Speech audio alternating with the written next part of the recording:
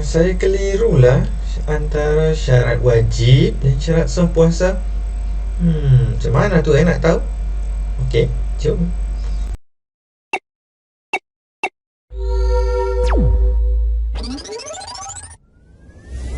Welcome to Uza Studio.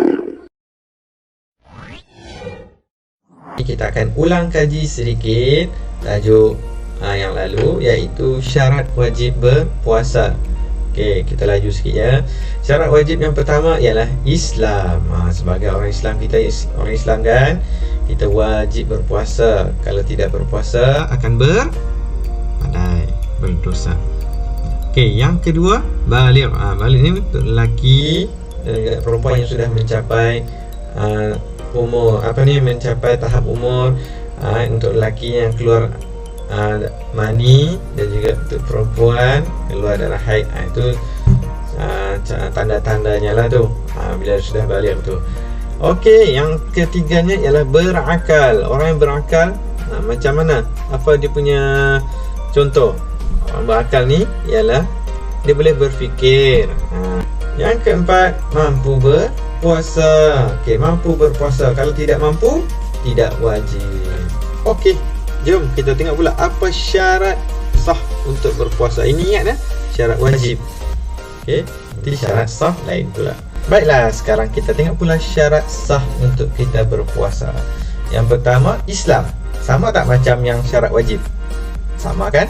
Islam ni pun syarat yang pertama mesti agama Islam. Kalau orang tu bukan Islam, dia nak berpuasa, sah tak puasanya? Tidak sah, kerana dia bukan agama Islam, dan juga dia tak mendapat apa-apa pahala. Tapi kalau kita sebagai orang Islam, wajib berpuasa.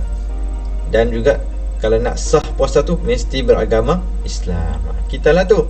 Okey, yang kedua, berakal. Sama tak macam syarat wajib? Sama, ada juga berakal. Dia tidak gila lah maksudnya tu, boleh berfikir sudah tu. Okey, yang ketiga yang ini, yang color orange ni. Okey, mumayyiz. Apa itu mumayyiz? Okey, mumayyiz itu ialah dapat membezakan antara baik dan buruk. Baik dan buruk. Kanak-kanak tidak wajib. Kenapa kanak-kanak tidak wajib? Kerana kanak-kanak kadang-kadang dia tak dapat membezakan benda yang dia buat itu betul ke salah. Kan? Kadang-kadang dia pukul kawan dia. Pukul, berdarah. Dia ingat itu benda yang baik. Sebenarnya itu benda yang tidak baik. Itu maksudnya tu. Kadang-kadang dia ambil barang kawan dia, dia bawa balik rumah. Dia tidak tahu buatan itu adalah buatan yang salah. Itu kanak-kanak. Dia tidak dapat membezakan lagi antara baik dan buruk. Jadi kalau dia tak berpuasa pun tidak apa, sebab itu syarat sah. Okay. Yang terakhir iaitu suci daripada haid, nifas dan wiladah. Ini khas untuk orang lelaki ke orang perempuan?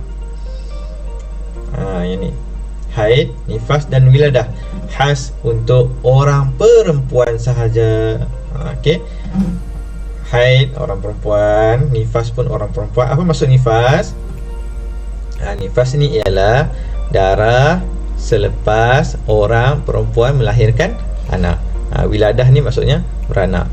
Bila beranak, tidak sah lagi dia untuk berpuasa. Tak perlu dia nak teruskan puasa. Kalau dia berpuasa hari itulah. Okey, boleh faham kan?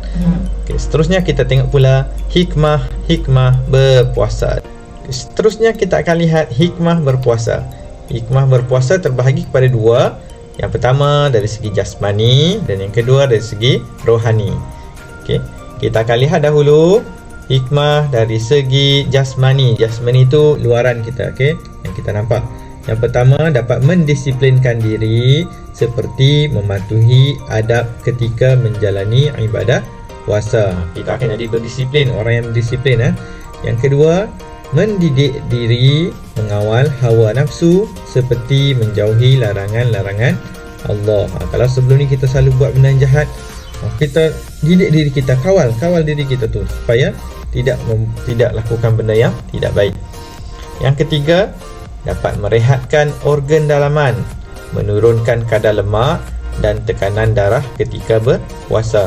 Kebanyakannya kalau kita lihat orang yang gemuk, sikit badan besar, dia akan menjadi kurus ketika berpuasa, betul tak? Sebab kadar lemak dalam badan dia tu akan turun, tekanan darah pun akan turun. Jadi itulah kelebihan berpuasa. Hikmah tu maksudnya kelebihan. Okey. Yang keduanya itu bahagian rohani. Rohani itu dalaman kita. Okey. Yang pertama, meningkatkan ketakwaan kepada Allah dengan banyak melalui amal ibadah yang kita boleh lakukan ketika bulan puasa. Contohnya apa? Bersedekah, solat tarawih, dan juga khatam Al-Quran dan sebagainya. Banyak lagi contoh yang lain. Yang kedua, memupuk sifat mahmudah, sifat yang baik seperti sabar, jujur, ikhlas dan bertimbang rasa. Dan yang ketiga, mencegah pelbagai penyakit. Kalau sebelum ni kita banyak penyakit dalaman kita, tapi dengan berpuasa insya-Allah penyakit kita akan berkurang. Yang keempat, merasai sebahagian penderitaan orang yang tiada makanan. Contohnya di negara yang sedang berperang, Syria, Palestin, banyak lagi negara yang lain. Mereka tiada makanan, bukan setakat makanan, minuman pun tiada. Betapa susahnya dengan keadaan yang sejuk, cuaca yang sejuk. Kalau kita sejuk, apa kita buat? Makan Maggi, makan oden. Kali banyak makanan kan. Okey. Bayangkan kalau kita berada di tempat mereka, tidak makan, tidak minum. Betapa deritanya. Kita hanya beberapa jam sahaja berpuasa, itu pun sudah mengeluh, laparnya. Okey. Bayangkanlah kita berada di tempat mereka. Sebab itulah kita patut bersyukur dengan apa yang Allah telah kurniakan dan juga berikan kepada kita. Alhamdulillah, setakat itu saja perkongsian daripada saya. Yang pertama tadi apa? Syarat wajib dan juga syarat sah puasa. Dan yang kedua, hikmah ataupun kebaikan kita berpuasa.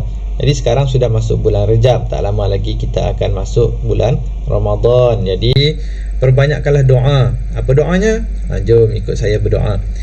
A'udzubillahi minasyaitonirrajim. Bismillahirrahmanirrahim. Allahumma barik lana fi Rajab wa Sya'ban wa ballighna Ramadan. Amin.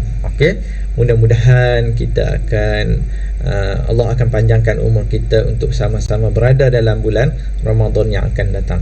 InsyaAllah bertemu lagi kita di episod akan datang. Wabillahi taufiq wal hidayah. Wassalamualaikum warahmatullahi wabarakatuh. Jumpa lagi.